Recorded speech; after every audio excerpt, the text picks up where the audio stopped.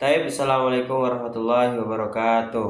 Alhamdulillahirrabbilalamin. Assalatu wassalamu ala asyrafil anbiya wal mursalin Sayyidina wa maulana Muhammadin wa ala alihi wa sahbihi ajmain amma ba'd.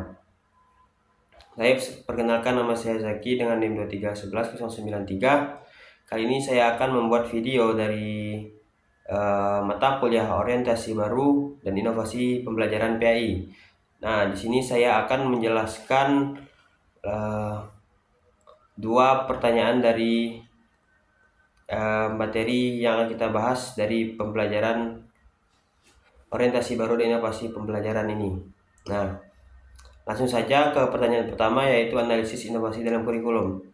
Nah, kurikulum deep learning menekankan pada pemahaman konsep secara mendalam, penguasaan kompetensi, serta keterlibatan aktif siswa dalam proses pembelajaran.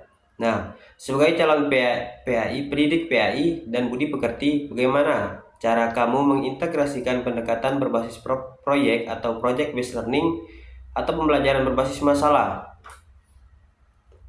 problem based learning, dalam mengajarkan materi toleransi dan kerukunan antar umat beragama pada siswa SMA? Jelaskan secara rinci tahapan-tahapan yang akan kamu lakukan. Media inovatif apa yang akan digunakan? Ya, tolonglah.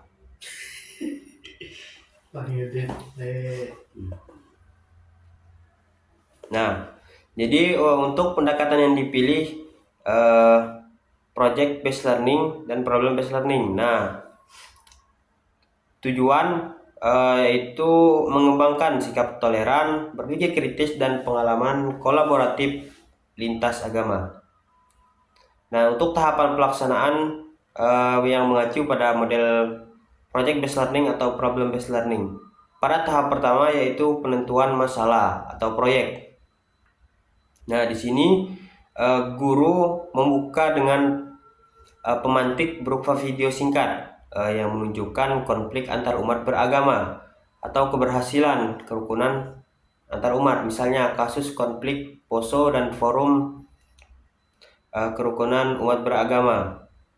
Nah, pada tahap penentuan masalah ini, siswa diajak untuk mengidentifikasi masalah utama, yaitu mengapa konflik terjadi dan bagaimana solusi toleransi bisa dibangun.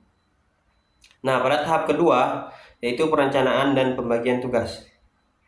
Nah, yang pertama, siswa dibagi ke dalam kelompok heterogen. Nah, terus yang kedua, setiap kelompok memilih proyek, misalnya membuat blog kampanye toleransi, infografis nilai toleransi dalam Islam, atau bisa juga stimulasi peran dalam dialog antar agama. Dan yang ketiga, disepakati rubrik penilaian dan timeline. Nah, untuk pada tahap ketiga yaitu adalah investigasi atau eksplorasi. Nah, di sini siswa melakukan wawancara dengan tokoh lintas agama, bisa melalui secara online ataupun offline. Nah, observasi rumah ibadah terdekat atau membaca dokumen keagamaan dan hasil fatwa MUI terkait toleransi. Nah, pada tahap keempat yaitu pengembangan produk.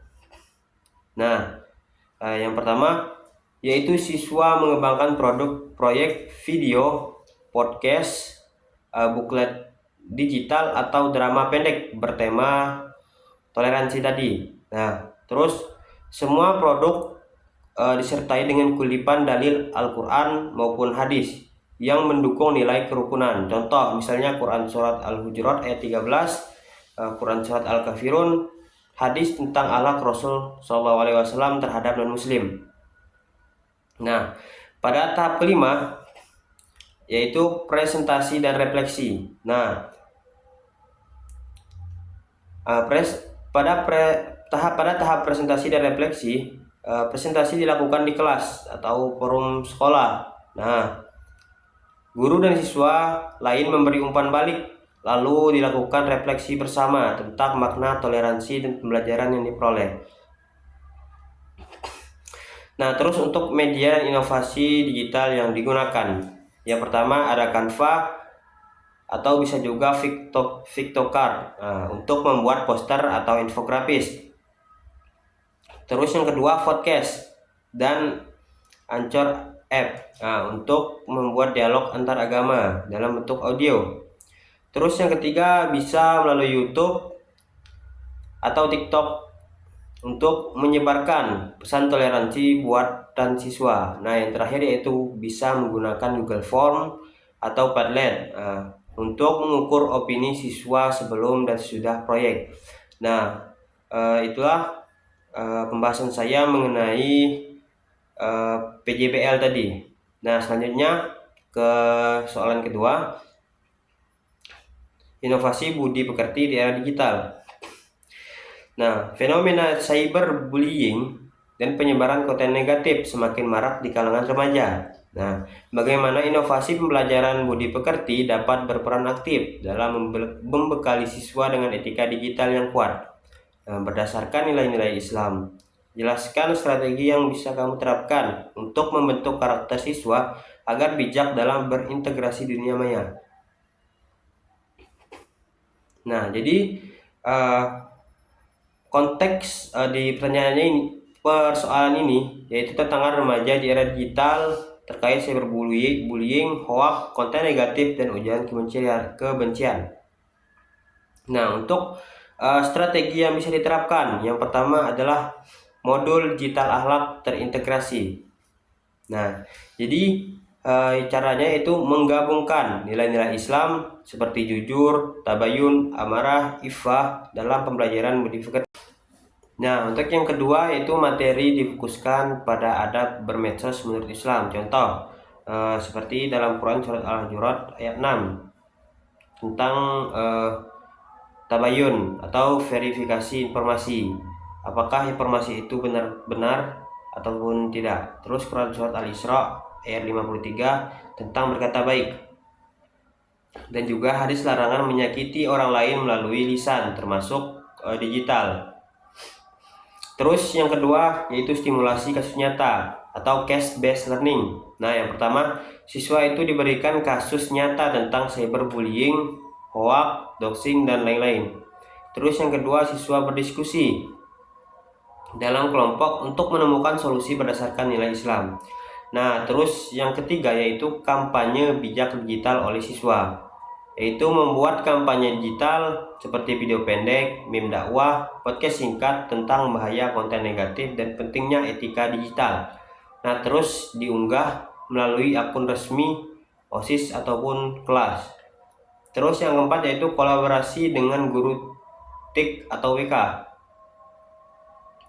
Guru budi pekerti bekerja sama dengan guru TIK untuk membuat konten edukatif. Terus guru BK membantu menyaring kasus nyata siswa sebagai refleksi etika digital.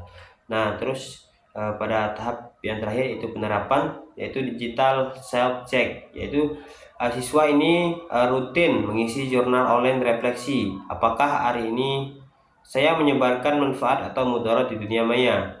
Nah, juga dilengkapi dengan rubrik berbasis indikator karakter Islami.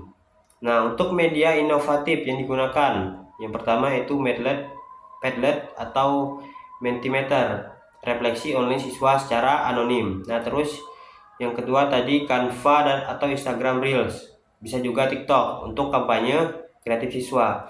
Nah, terus juga bisa menggunakan Google Jamboard, diskusi kolaboratif berbasis etika digital. Nah, juga bisa menggunakan Kahoot atau Quizizz. Ini kami gamifikasi materi etika digital Islam. Nah, mungkin itulah penjelasan saya mengenai dua pertanyaan tadi. Nah, mungkin jika ada salah saya mohon maaf, pada Allah saya mohon ampun. Saya akhiri, billahi taufiq wal hidayah. Assalamualaikum warahmatullahi wabarakatuh.